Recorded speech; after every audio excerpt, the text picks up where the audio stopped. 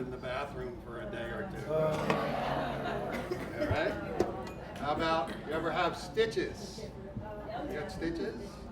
Yep. Broken bones? Okay. How about when you were 8 years old and it was a windy day and you decided to try to fly and you jumped off the wall and you broke your leg? Anybody? All right, just me, huh? Okay. First day of summer, not a good idea. Don't do that. How about heartbreak? Romantic relationship or betrayal or family situation or best friends? Yep, absolutely. Absolutely. And so today, we're going to talk about being healed, and we don't have a microphone. Well, maybe we do. I do. Should I take that one? That's weird. I'm loud. I feel like your voice is loud.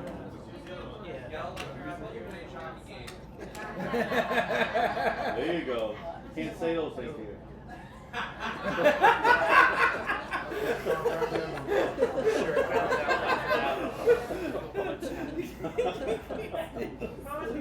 Do I need to check? Hey! That's not a wait. Now I'm really loud. Yeah. There you go. Is that okay, Bob? Yeah. I wasn't convinced either. All right, anyway. We all want to be healed, right? We absolutely understand that, and there's lots of things to be healed of. And so today, we're going to talk about knowing the God that heals. And maybe you already, well, we're going to switch again. Here. I figured out what was going on. All right, that's not as loud. Is that okay? Oh, I know. I like the other one better. Want me to try it there? Are you good? Yeah. All right, sorry about that, everybody. Anyway, maybe you've known God for a while and you want to see if the God you know is the God that heals. So we'll have a little check for those of you who've been around for a while. And maybe you're kind of new to this and you want to find the God that heals. And the lesson today is equal for both. And we're going to look at Moses. So you probably know the story of Moses, but I'll give you a short little synopsis. So Moses was born as a slave, right? So the Jews or the Hebrews were slaves in Egypt, and Pharaoh started getting worried about that there were too many Hebrews and maybe they would try to take over. So he decides to kill all the baby boys that are born. And so Moses is born as a Hebrew, and his mom hides him in the Nile, in the reeds in the Nile in a basket. And Pharaoh's family finds him and takes him in, and then hires his mother to be his nursemaid.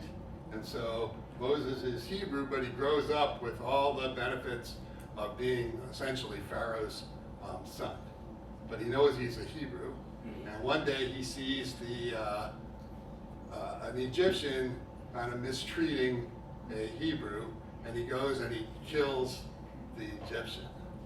And so everybody finds out about this, and so Moses gets exiled, banished out of Egypt, and he's basically sent into the desert to die. And he wanders around in the desert, and he finds another family, another group, Jethro and his daughter Marion, who he eventually marries, and he becomes a shepherd. And so we're going to pick it up right there. So with your Bible, please turn to Exodus chapter 3, and we're going to just look at Exodus chapter 3. And I know you can't read that, so that's why you need your Bible. I can't read it either, so I printed it out on a separate piece of paper. But I wanted to make sure it was there. Okay, so hopefully you have your Bible, and Exodus chapter 3, and we're going to read about Moses. Okay. All right, so it says, now Moses was pasturing the flock of Jethro, his father-in-law, the priest of Midian, And he had led the flock on the west side of the wilderness and came to Horeb, the mountain of God. The angel of the Lord appeared to him in a blazing fire from the midst of a bush. And he looked, and behold, the bush was burning with fire, and yet the bush was not consumed. So Moses said, I must turn aside now and see this marvelous sight, why the bush is not burned up. When the Lord saw that he had turned aside to look, God called to him from the midst of the bush and said, Moses, Moses. And Moses said, Here I am. Then he said, Do not come near here. Remove your sandals from your feet, for the place on which you are standing is holy ground. He also said, I am the God of your father, the God of Abraham, the God of Isaac, and the God of Jacob. Then Moses hid his face, for he was afraid to look at God. The Lord said, I have surely seen the affliction of my people who are in Egypt, and have given heed to their cry because of their taskmasters, for I am aware of their sufferings. So I have come down to deliver them from the power of the Egyptians, and to bring them up from the land to a good and spacious land, to a land flowing with milk and honey, to a place of the Canaanite, and the Hittite, and the Amorite, and the Perizzite, and the Hivite, and the Jebusite. I did that good, right?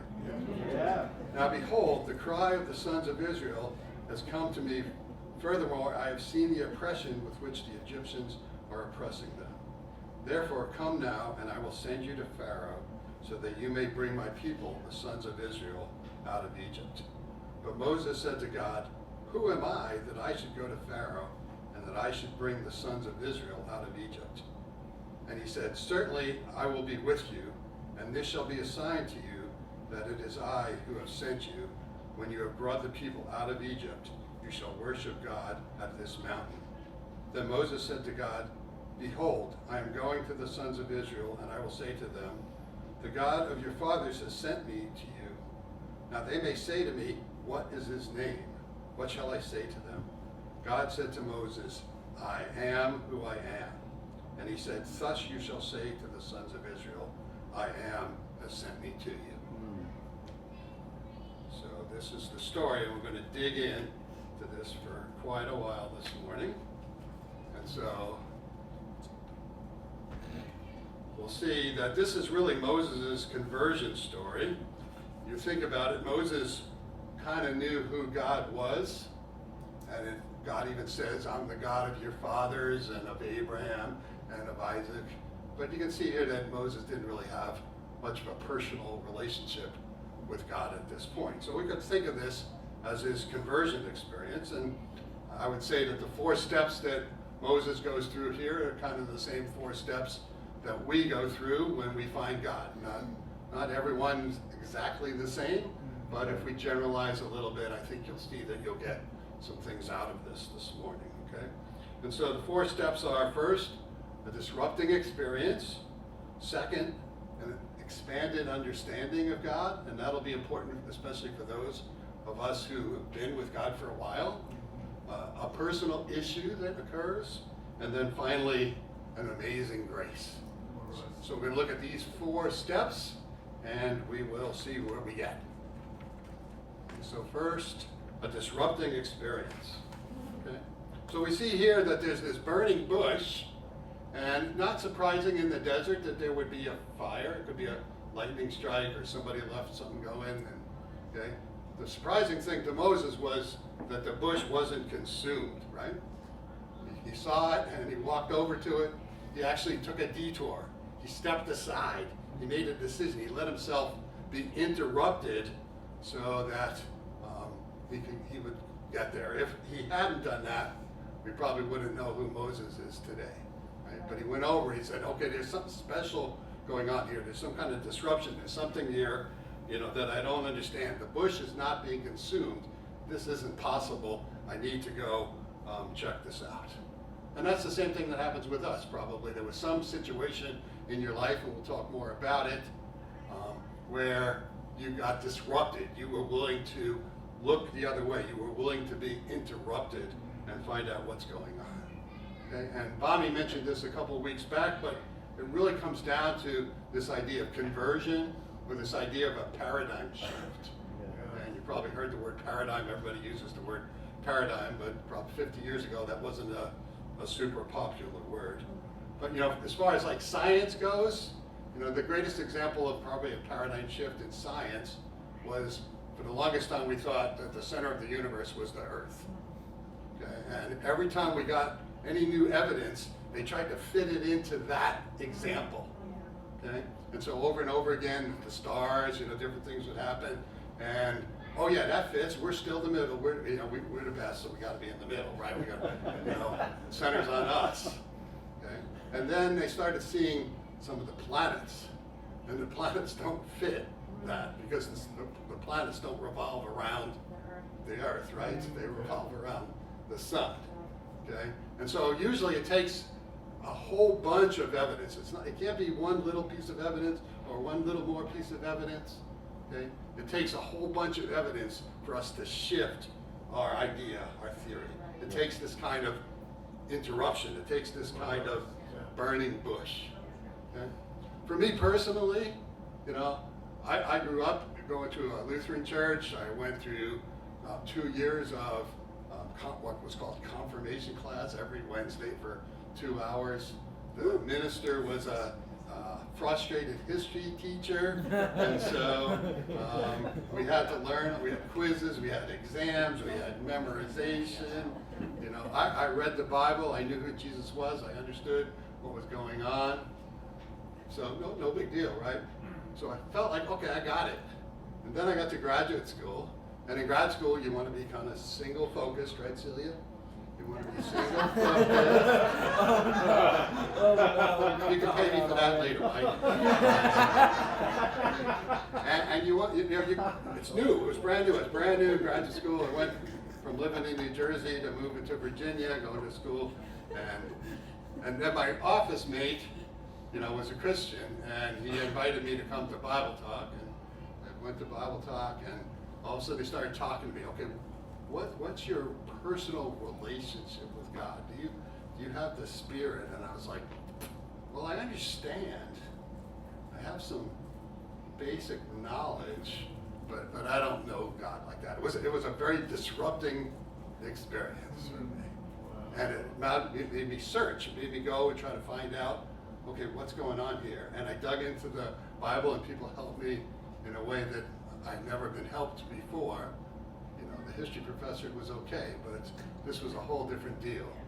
And I really found God, and that was, amazing. And so you probably have, that same kind of story. Or if you don't, if you're still looking for God, this is how we can help you get disrupted today.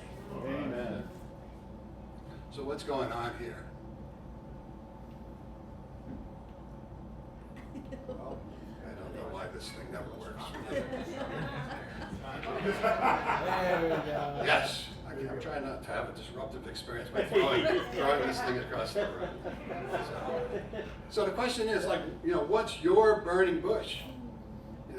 Sometimes it's a disillusionment or a situation, a challenge, something that happens where our life is completely planned out, and we're like, this is going great, and bang, some situation happens, a health issue, car accident, something with your parents, something with your children, different situations, can happen. And the cool thing is that our church can be a burning bush. The way we interact with each other, the fact that we have to drag you guys back into the service from fellowship. That to me is a burning bush issue, right? Because you guys are so into the fellowship, so into finding out what's going on with each other. Imagine sitting in a church where, we said, okay, we're having a fellowship break, and everybody just sat there. Yeah. That wouldn't be a burning bush. Okay, that would be, I don't know, nothing. Okay? But church can be a burning bush. Our lives can be burning bushes. We can be a sign for somebody else. We can be an example, an encouragement, something that you do at work, the way you behave in a certain situation, the way you treat your neighbors. We can be burning bushes. But if you're going to be a burning bush, you have to be willing to detour, right? Again, if Moses hadn't turned aside, if he had just said, Yeah, it's just a fire, and just kept walking along with the sheep. Nothing, right? He had to go and check it out. And it actually says that God didn't talk to him until he approached, right? Until he went and checked it out. Okay? And so that's an important thing. We have to take kind of that first step. We have to be willing, to be interrupted. Okay? Yes. All right, step 2, an expanding understanding of God. Did you ever think about it? Why did God here be a burning bush? Why was it fire? Okay?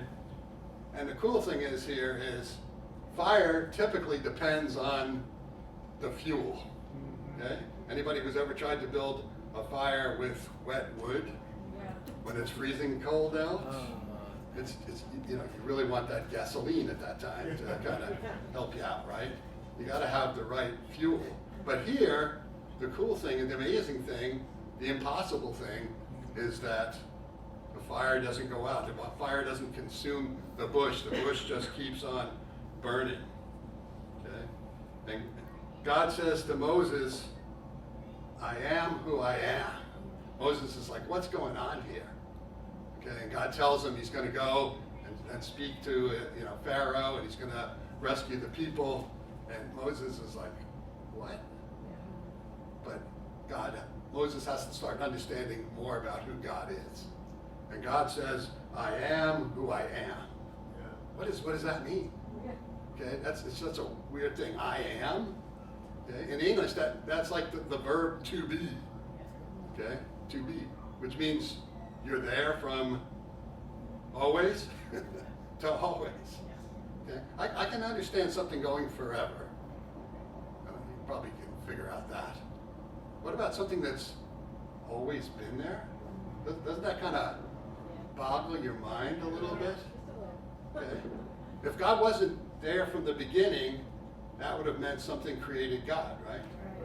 And so then there would be another creator. But that's not what God says here. God says, I am. No one depends on me. Everyone depends on me. I depend on no one. Right? I don't need anything. I've been here from the beginning. I'll be here till the end. And Moses starts to get this expanded idea of who God is, right? Not just the God of my father, the God of Abraham, all these things that he knew, maybe from a historical standpoint. Now he starts to see God from this personal standpoint. Yeah. Okay? And it's important, I think, for us that our understanding of God constantly expands. Okay? From studying of God, from reading his word, from interactions with each other, from our prayer times, from our whatever times you have, quiet times, times alone with God. Your understanding of God has to continue to grow. It can't be stagnant where you kind of lose track. You lose the magic. You lose the amazement. You lose the reverence. You lose the awe. I think it's easy to lose the awe of God if you're not expanding in your knowledge all the time. And when you think about it, if you ask people, describe God, what do you think God is? We always use terms like God is loving, okay, right? God is love. That's true, right? God is merciful. Bobby talked about that this morning. God is forgiving. God is compassionate. God is kind, right? We always use these very positive traits of God. And all those things are absolutely true, okay? What about the idea that God is holy? God is reverent. God is all-powerful. Sometimes we go, well, there's all these wars going on, there's all this unrest, there's all this division, there's all this evil, there's all this gossip and slander, and even just in our country right now, all the craziness that's going on, and you go, where is God? Okay? Because we lose track of the holiness of God, and we need to keep track of that. We need to do that, and if we do, it actually becomes a personal issue. Come on. Okay? And the personal issue has got to do with God's holiness. Okay? And it has to do with the fire. Okay? I love the idea here that Moses is seeing the fire, because fire is so attractive, right? You got a fire going in the fireplace or outside at the little camp circle we've got, and everybody just sits there and stares into the fire. No issues with that. You just kind of zone out. It's amazing. It's beautiful. It's powerful. I don't know if you've ever been in a forest fire or if you've ever seen the way these forest fires burn, but it's got to be one of the scariest things imaginable. And those guys that, parachute into the fire, guys are crazy. When I worked for the Fire Service in Oregon, we got to put out some little fires, and even that was, scary enough. But these big blazes that just come pouring through, and you basically melt. It's unbelievable. I had a friend that was in one of the California fires, and he had 30 minutes to get out of his house with his kids at 6 o'clock in the morning, and his house was destroyed like within 5 minutes. Just absolutely crazy. Okay. But here, the bush wasn't consumed, right? God is all powerful. He can do whatever he wants. Kind of the question is, why wasn't Moses consumed? God tells him, take off your sandals, you're on holy ground, and don't come any closer. We're going to get back to that. We're going to see why Moses wasn't consumed. And it's one of my favorite things that I learned out of doing this lesson. Okay. But what happens when you meet God? Okay? What happens when other people in the Bible meet God? You don't have to turn to these scriptures, but if you have taken notes, you can write them down. In Luke chapter 5 and verse 8, Peter meets Jesus. What happens? Peter's fishing, nothing's going on. Jesus shows up, says, throw your nets on the other side. He catches so many fish that he basically sinks the boat trying to pull in the fish. Is Peter's reaction, oh, thank you very much? No. Peter's reaction is, get away from me, I'm a sinful man. Okay? He sees God's holiness. He sees God's reverence. He sees God's power. Or think about doubting Thomas over in John chapter 20, verse 28. Okay? This is after Jesus has been resurrected, and he refuses to believe that Jesus has been resurrected. And he says, unless I see the holes in his hand and the piercing of his side, I'm not going to believe. And Jesus comes and says, take a look. And what does Thomas do? He screams, my Lord and my God. That's the only reaction you could have. One more example in Isaiah chapter 6. This is Isaiah, amazing prophet, right? Probably one of the greatest prophets that ever lived. Okay? And he comes face to face with God. And what does he do? He screams, unclean, unclean. He realizes he's not worthy. He immediately understands the personal problem that we have when we understand God's holiness. You see, God is dangerous. God is just like a fire. God is incredibly dangerous. And his holiness, his perfection, his power, it exposes us. Okay? We understand this. Have you ever been around somebody that was like a greater talent than you, or a greater beauty than you, or had more skill than you, or had more muscles than Greg? You know, these kinds of situations. You know? You feel super impressed, right? But you also feel kind of exposed by that situation. You know, imagine what happened. You know, you're the best saxophone player in Podunk, New Hampshire. Okay? And you've been in all the concerts. You're the first string saxophone player. You're in the jazz band. They invite you. The mayor always invites you to play. You know, and you go, okay, I'm good. So I'm going to go and see if I can try out for the Boston Pops, or the New York Philharmonic, or whatever, right? And so you get on the bus and you head to North Station in Boston, and you get off the bus, and there's this guy kind of poorly dressed with a saxophone case open in the corner of the station, and he's playing the saxophone, and you're blown away because he is 1,000 times better than you. And you go, yesterday I was the best saxophone player in Podunk, New Hampshire, and today not so much. Okay? You just feel exposed by that. You just don't know what to do with that.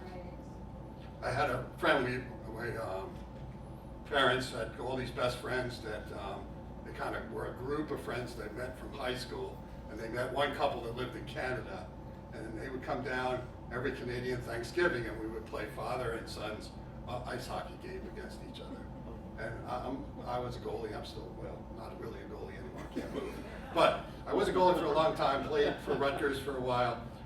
I was decent as a goalie, but their son, who was 5 years younger than me, was like junior P hockey player, even at like 12 years old, 13 years old. Okay. Basically, any place he shot the puck from was going to go in, whether I was standing there or not. It was one of those situations where I love Doug. Doug is awesome. Doug, stop shooting at me. It just humbled you. It made you feel exposed. Okay?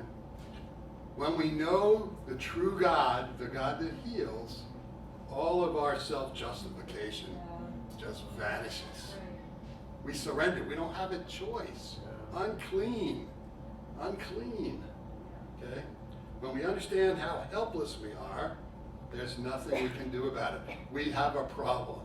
If we want to have a relationship with God and we understand, we have this expanding understanding of God, we've got a problem, because how can we approach God?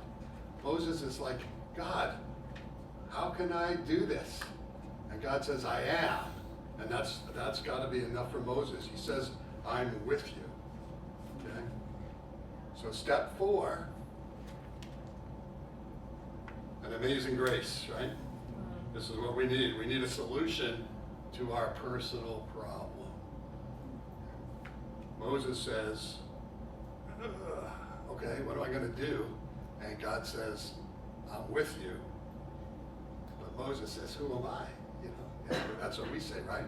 We say, who am I that God would care about me? But the fact is that he does. Okay. Again, the bush wasn't consumed. And again, the question is, why wasn't Moses? And this is really, really cool. I love this. In verse 2, it says, the angel of the Lord appeared. Okay? And then it talks about God speaking. And so it's used kind of interchangeably. The angel of the Lord and God together. Okay? It doesn't say an angel of the Lord, you know, like Gabriel or one of the other angels. It says the angel of the Lord. Okay? Who is the angel of the Lord? Who could Moses particularly talk to and be God at the same time? There's only one answer, right? So this is the angel of the Lord, and in the Old Testament, the angel of the Lord happens a lot.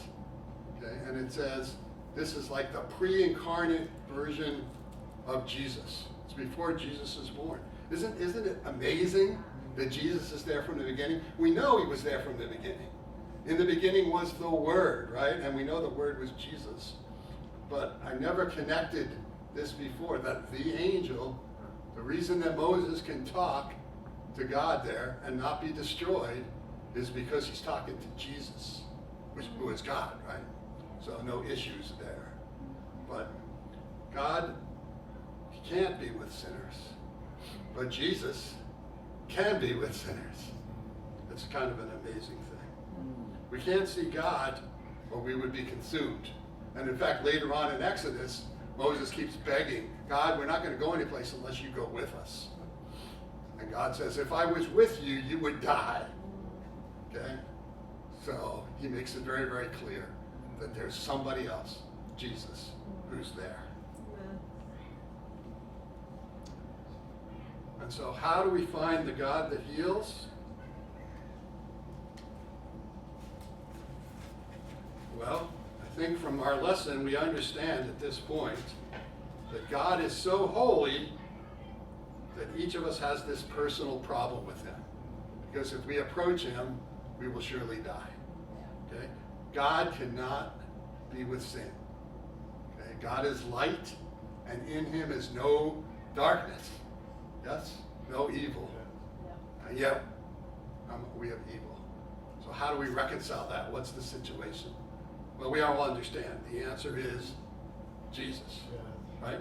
And God says God is so loving that he's willing to sacrifice his only son so that the punishment could be paid for, it could be atoned, so we can have a relationship with God. Okay? Without that, we still have this personal problem with God. So each one of us can become a burning bush. Each one of us can be healed. And each one of us can help others to find that same kind of healing. Let's pray for the communion.